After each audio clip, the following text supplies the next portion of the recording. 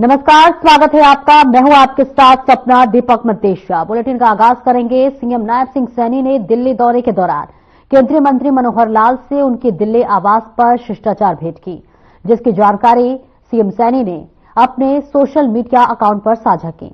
CM ने जानकारी देते हुए बताया कि इस दौरान आगामी नगर निकाय चुनाव सहित विभिन्न संगठनात्मक विषयों पर चर्चा की गई और उनको मार्गदर्शन भी किया गया। इस बीच उन्होंने कहा कि मार्गदर्शन प्राप्त हुआ। इस मौके पर बीजेपी के प्रदेश अध्यक्ष मोहन लाल बडोली और प्रदेश संगठन महामंत्री फणींद्रनाथ शर्मा भी उपस्थित थे।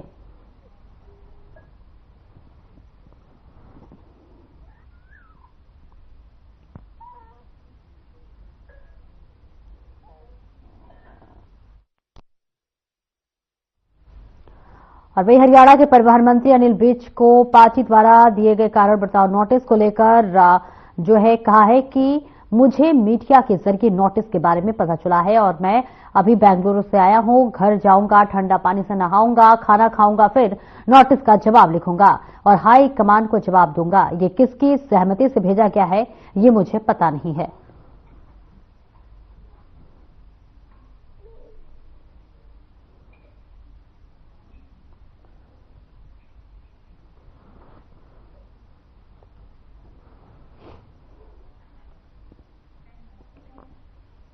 और वह भिवानी पहुंचे। हरियाणा के डिप्टी स्पीकर कृष्ण मिड्ढा ने आम आदमी पार्टी को दिल्ली विधानसभा में मिली हार के बाद दिल्ली के पूर्व मुख्यमंत्री को लेकर बड़ा बयान दिया है। उन्होंने कहा है कि केजरीवाल पंजाब के सीएम बनना चाहते हैं। पंजाब के सीएम भगवंत मान अब अपनी तैयारी कर लें। केजरीवाल सत्ता के बिना नहीं रह सकते। वहीं डिप्टी स्पीकर ने मंत्री अनिल विज को दिए नोटिस पर भी बयान देते हुए कहा है कि वो नोटिस का जवाब देंगे। निकाय चुनाव पर बात करते हुए उन्होंने कहा कि निकाय चुनाव में बीजेपी जीत हासिल करेगी।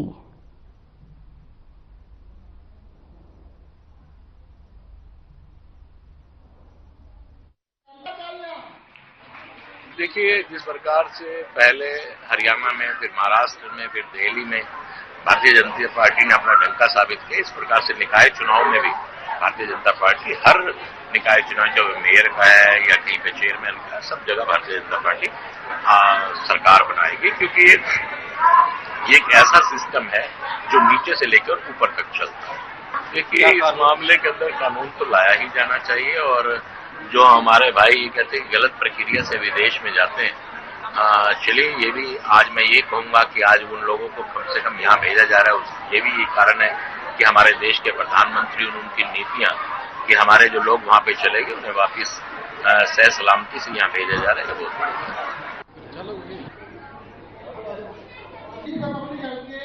बहुत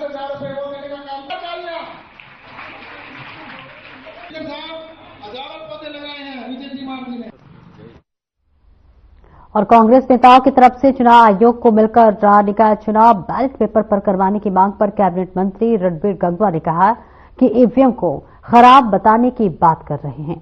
कांग्रेस के लोगों को पता है चुनाव में हार जाएंगे, इसके लिए पहले बहाना बनाने के लिए मुआवजा मुलाकात की जा रही है। गंगवा ने कहा है कि 10 साल के कार्यकलाप रहे, युवाओं की नौकरी बेचने का काम किया गया, इसलिए उन्हें वोट नहीं मिल रहा है।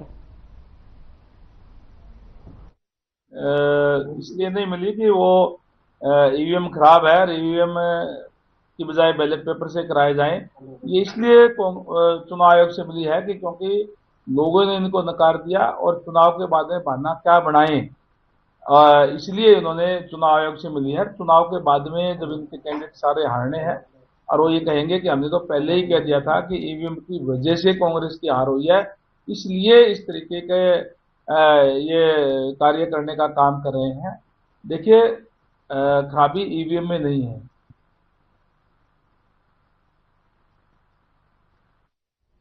राज्य चुनाव आयोग ने बैलेट पर यूएलबी चुनाव की कांग्रेस की मांग को नकार दिया है, जिन पर कांग्रेस नेता अशोक अरोड़ा का बयान सामने आया।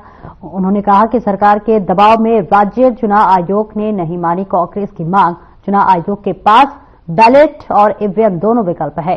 कांग्रेस फिर भी पूरे दम के साथ स्थानीय निकाय चुनाव लड़ेगी। स्थानीय निकाय के चुनाव में अलग मुद्दे होते हैं। प्रदेश के अध्यक्ष चौधरी उदय भान जी की अगुवाई में कल हम लोग चुनाव आयुक्त को मिले थे और हमने मांग की थी कि पूरे देश के अंदर ईवीएम के सवाल उठ रहे हैं और 18 हमारे जो कांग्रेस के उम्मीदवार थे विधानसभा चुनाव में, उन्होंने माननीय पंजाब हरियाणा हाई कोर्ट में रिट भी डाली हुई है। कांग्रेस पार्टी की तरफ से सुप्रीम कोर्ट में भी रिट है और चुनाव आयोग के पास ऑप्शन भी है कि वो ईवीएम या बैलेट पेपर से चुनाव करा ले।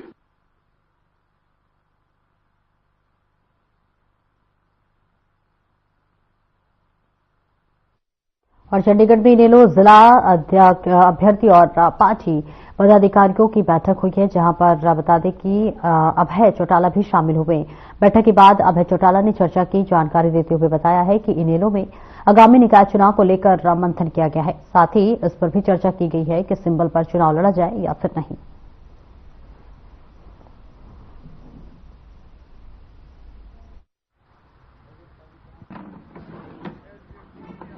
शहरी अध्यक्ष जो हमारे, उनको बुलाया जहां जहां पे नगर परिषद के, आपके म्युनिसिपल कमेटी के और मेयर के जो चुनाव होने हैं कि वहां पे हमें चुनाव सिंबल पे लड़ना है या फिर सिंबल के बिना किसी साथी को चुनाव में खड़ा करना है। इसके ऊपर आपस में बैठ करके आज हमने अपना विचार विमर्श किया है और उसमें यही तय हुआ है कि अगले 2 दिन के अंदर वो अपने यहां से कौन कौन कैंडिडेट होंगे चुनाव लड़ने वाले, उनसे बातचीत करके वो हमें अवगत करा देंगे।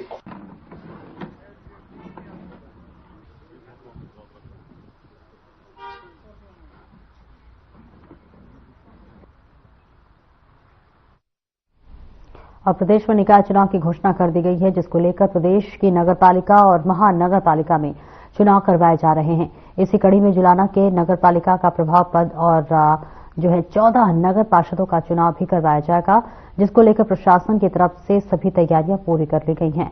दरअसल नामांकन के पहले दिन किसी भी पार्टी या फिर आजाद उम्मीदवार ने नगरपालिका प्रधान पद के लिए जो है कोई भी फॉर्म जमा नहीं किया। वही 32 फॉर्म नामांकन के लिए जरूर लिए गए। जुलाना नगर पालिका को लेकर जुलाना में सरगर्मियां तेज हो गई हैं।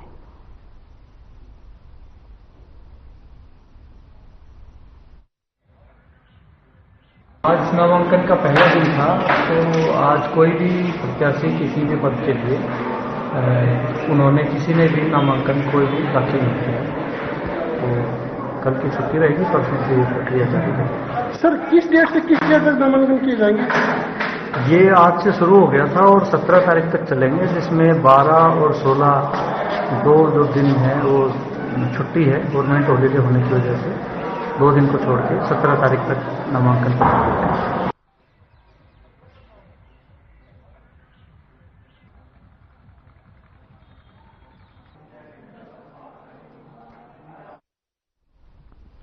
और हिसार के धिकताना के धोनी नाथ मंदिर में दिन दहाड़े एक अज्ञात चोर ने 2 चांदी के मुकुट और अन्य सामान चुरा लिया। चोरों की वारदात जो है वो सीसीटीवी कैमरे में कैद हो गई है, जिसमें एक संदिग्ध दिखाई दिया है। पुलिस ने महंत ध्यानगिरी की शिकायत पर अज्ञात के खिलाफ केस दर्ज कर अपनी जांच शुरू कर दी है। जानकारी के मुताबिक धिकताना गांव में स्थित बाबा धोनी नाथ मंदिर में रविवार की दोपहर करीब 12 बजे मंदिर में घुस गया। इस दौरान वह पूजा अर्चना करते हुए मंदिर के अंदर चांदी के मुकुट चोरी कर एक थैली में डालकर ले गया।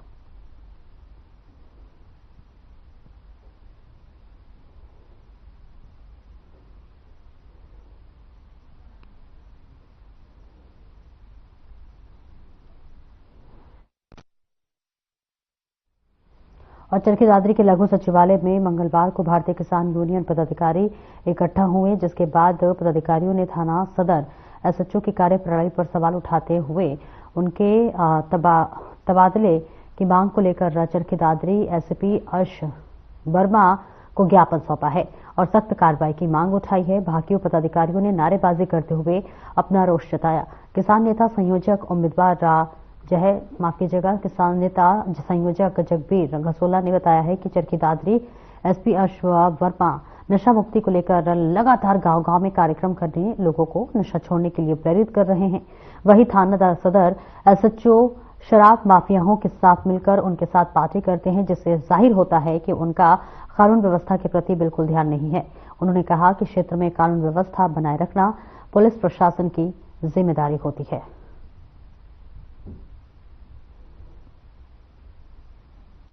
हमारे किसान नेता जगवीर गढ़सोला के नेतृत्व में असत्यों को यहाँ से तबादला और बर्खास्त करने की मांग कर रहे हैं। यह असत्य पहले बालडा में भी रहा था, इसने वहां भी बड़ा भ्रष्टाचार किया था और शिकायत वेश पर बदल करके यहाँ लगाया।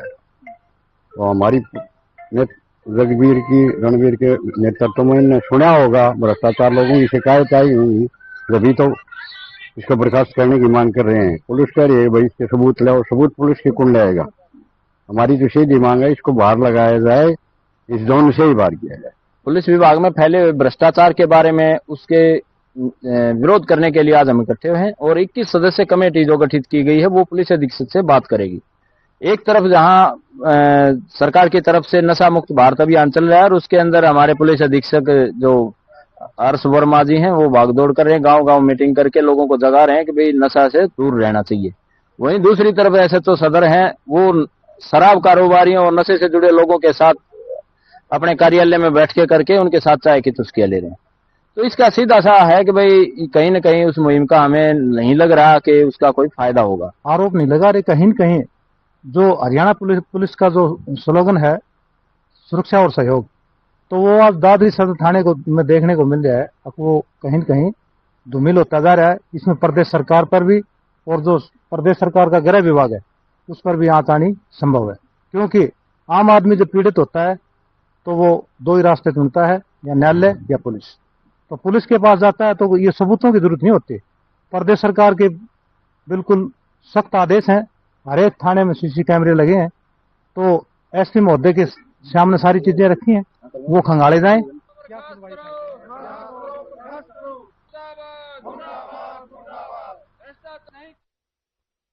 और फरीदाबाद के सेक्टर 88 में जो है बीती रात एक निर्माणाधीन बिल्डिंग की पहली मंजिल से पति पत्नी गिर गए, जिन्हें गंभीर हालत में फरीदाबाद के बादशाह खान सिविल अस्पताल में इलाज के लिए लाया गया। जहां पर पहुंचने पर अस्पताल में पति ने दम तोड़ दिया, तो वहीं गंभीर हालत में घायल पत्नी को फरीदाबाद के बादशाह खान सिविल अस्पताल में प्राथमिक उपचार देने के बाद दिल्ली के सफदरजंग अस्पताल के लिए रेफर कर दिया गया है।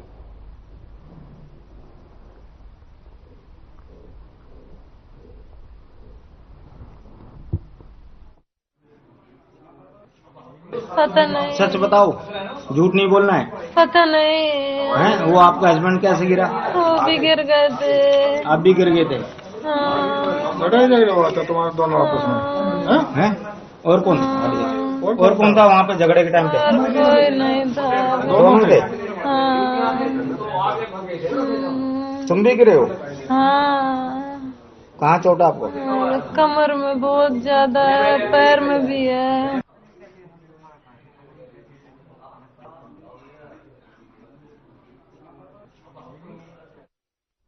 और महेंद्रगढ़ जिला उपायुक्त डॉक्टर विवेक भारती ने महेंद्रगढ़ लघु सचिवालय में लगाए गए समाधान शिविर में जनता की शिकायतें सुनी। जिला उपायुक्त ने बताया है कि कुल 40 के करीब शिकायतें प्राप्त हुई हैं, जिसके त्वरित निस्तारण के लिए संबंधित अधिकारियों का निर्देशित किया गया है कि उन्होंने स्पष्ट किया है कि अगर कोई भी शिकायत नियमों के दायरे में समाधान योग्य नहीं है तो आवेदन को जो है उसी समय सूचित किया जाए। शिविर में एक सड़क दुर्घटना से संबंधित मामला भी सामने आया, जिस पर उपायुक्त ने केंद्र सरकार की नई एक्सीडेंटल जो है पॉलिसी की जानकारी दी है।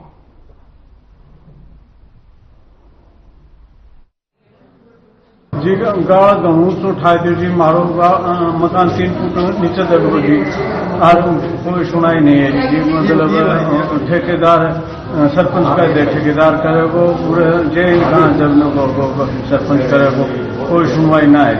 तो यहाँ आप आए थे समाधान शिविर में, क्या आश्वासन मिला है? जी आपकी समस्या का हल करेंगे। कितनी बार आ चुके हो?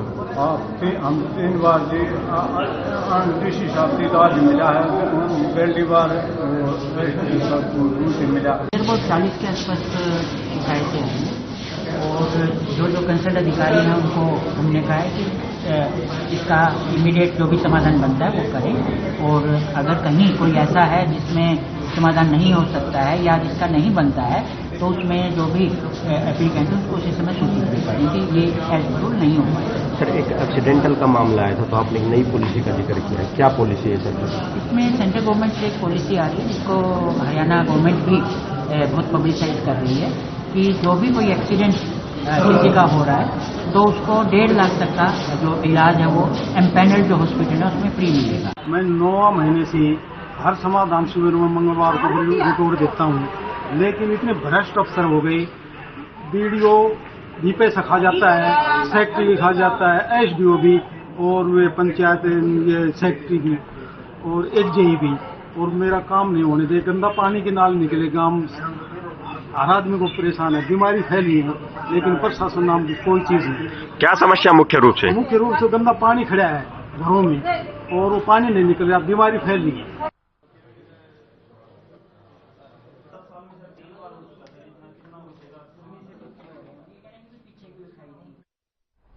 वहीं जिला परिषद पलवल की चेयरपर्सन और वाइस चेयरपर्सन का चुनाव जिला सचिवालय के सभागार में किया गया। रेखा जो है बंसला निर्विरोध जिला परिषद चेयरमैन चुनी गई हैं, जहां पर वही उमेश का वाइस चेयरमैन चुना गया है। जिला उपायुक्त हरीश कुमार वशिष्ठ ने जानकारी देते हुए बताया है कि जिला परिषद के चुनाव में रेखा सर्वसम्मति से प्रधान चुनी गई हैं और वही उप प्रधान के लिए 2 प्रस्ताव आए थे, जिसमें उमेश और कुलबीर देशवाल शामिल थे।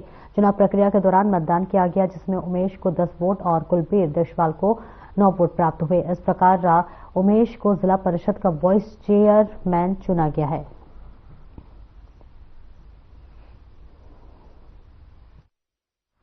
सबसे पहले तो मैं सभी पार्षद साथियों का और अपने भारतीय जनता पार्टी के शीर्ष नेतृत्व का धन्यवाद करता हूं। माननीय मंत्री श्री कृष्णपाल गुर्जर जी का, गौरव गौतम जी का और राजेश नागर जी का, विपुल गोयल जी का और हरिंदर रामरतन होरल से जो विधायक है, जिन्होंने समय समय पर हमारा साथ दिया, और आज जो चुनाव हुआ है ये उन्हीं की मेहरबानी से हुआ। किस तरह का हुआ चुनाव? चुनाव बिल्कुल शांतिपूर्ण हुआ है, प्रशासन ने बहुत अच्छी तरह से शांतिपूर्ण चुनाव करवाया। आगे किस तरह से विकास कार्य करेंगे? पहले जो पक्षपात के आरोप लगाए, आगे क्या करना है? समान विकास होगा। पहले तो पार्टी के बीजेपी पार्टी के शीर्ष नेतृत्व का और माननीय मुख्यमंत्री नायब सिंह सैनी जी का, गौरव गौतम जी का और कृष्णपाल गुर्जर जी का और हमारे एमएलए हरिंदर भाई साहब जी का और सभी पार्षदगणों का और सभी साथियों का बहुत बहुत धन्यवाद करना चाहूंगा, क्योंकि सबके सब सहयोग से नागर साहब का भी, मंत्री जी हैं उनका बहुत सहयोग रहा, तो पार्टी का भी बहुत ज्यादा सहयोग रहा। पार्टी पार्षद भाइयों ने और आप सबकी दुआओं ने काम किया। बीजेपी पार्टी का धन्यवाद बहुत बहुत, और जितने भी पार्षद भाई हैं उन सभी का धन्यवाद, उन्होंने मुझे चेयरमैन बनाया। जिस तरह से विकास करने आगे, क्योंकि पहले हटा दिए गए थे चेयरमैन, बराबर ग्रांट, सभी बराबर का विकास होगा, सभी बराबर ग्रांट। जिला परिषद का चुनाव था, जिसमें श्रीमती रेखा वाइफ ऑफ नरेंद्र को सर्वसम्मति से प्रधान चुना गया है। केवल एक ही प्रस्ताव हमारे पास आया था प्रधान के लिए, और उप प्रधान के लिए 2 प्रस्ताव थे, Umesh son of Rajaram and Kulbir Deshwal. Kulbir Deshwal को 9 वोट मिले और उमेश को 10 वोट मिले, तो 10 वोट के साथ उमेश उप प्रधान चुने गए।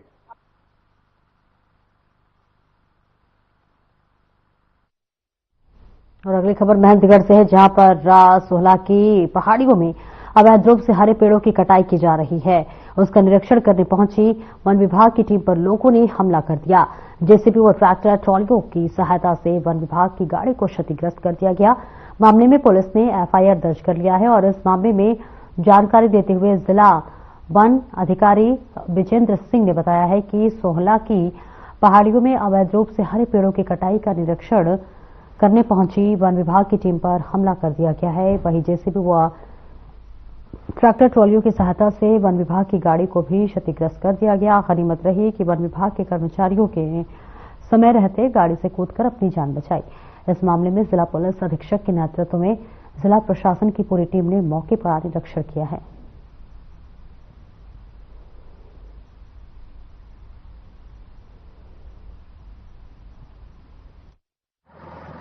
वहां पर जब हमारी टीम पहुंची कल सुबह, तो मेरा रेंज अफसर और हमारे स्टाफ ने देखा कि वहां पर कुछ लोग, जो खबर मिली कि जेसीबी की हेल्प से अवैध खनन वन क्षेत्र में कर रहे हैं, तो उनको रोकने के लिए जैसे ही उनको कहा गया कि आप रुकिए, और जो हमारी गाड़ी थी उसको टक्कर मारते हुए जेसीबी और 2 ट्रैक्टर ट्रॉलियों को मौके पर लेके फरार हो गए।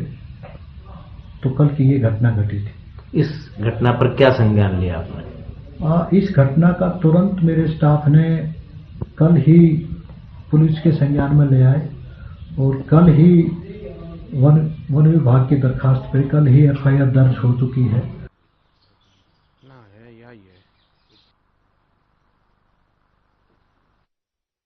और हरियाणा सरकार द्वारा वन्य प्राणी संरक्षण अधिनियम में संशोधन करने पर नीलगाय की मारने की अनुमति देने का फैसला किए जाने के विरोध में अखिल भारतीय जीव रक्षा बिश्नोई सभा ने जोरदार प्रदर्शन किया। बिश्नोई मंदिर में से प्रदर्शन करते हुए समाज के गणमान्य नागरिक लघु सचिवालय पहुंचे और वहां नायब तहसीलदार को सीएम नायब सिंह सैनी के नाम पर ज्ञापन सौंपा गया है। इससे पहले जिले के विभिन्न गांवों से आगे आए बिश्नोई समाज के गणमान्य व्यक्ति बिश्नोई मंदिर में एकीकृत हुए और सरकार के फैसले पर विरोध जताया। यहां पर बातचीत करते हुए अखिल भारतीय जीव रक्षा बिश्नोई सभा के प्रधान एडवोकेट चंद्र सिंह सहारण ने कहा है कि सरकार को नील गाय मारने की अनुमति देने वाले फैसले पर फिर से विचार करना चाहिए।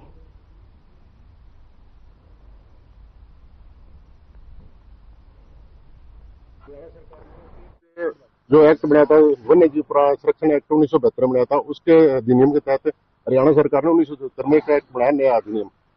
उसको निरस्त करके इन्होंने 2024 के अंदर एक नया एक्ट बना दिया और उस एक्ट के तहत इन्होंने नर नीलगाय को मारने का परमिट पास कर दिया जी। तो हमारी सरकार से यही निवेदन है कि आप इस एक्ट को वापस लें और ये संशोधन जो किया है इसको वापस जारी करें।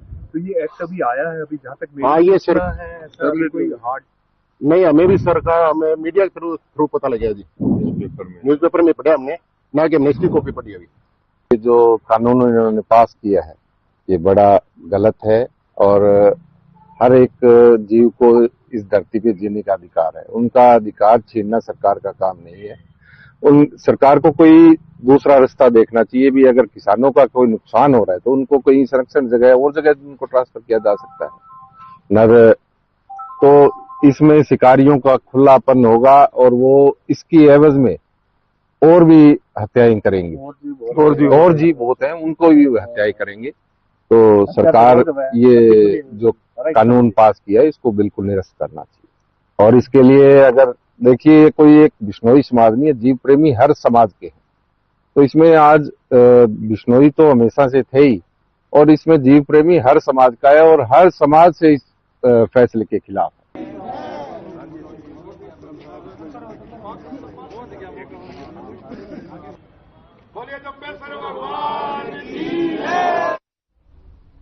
फिलहाल मेरे साथ इस बुलेटिन में इतना ही और अब वक्त हो चला है हमारे खास कार्यक्रम डॉक्टर राकेश गुप्ता के साथ प्लस माइनस का। नमस्कार दोस्तों, आज का विषय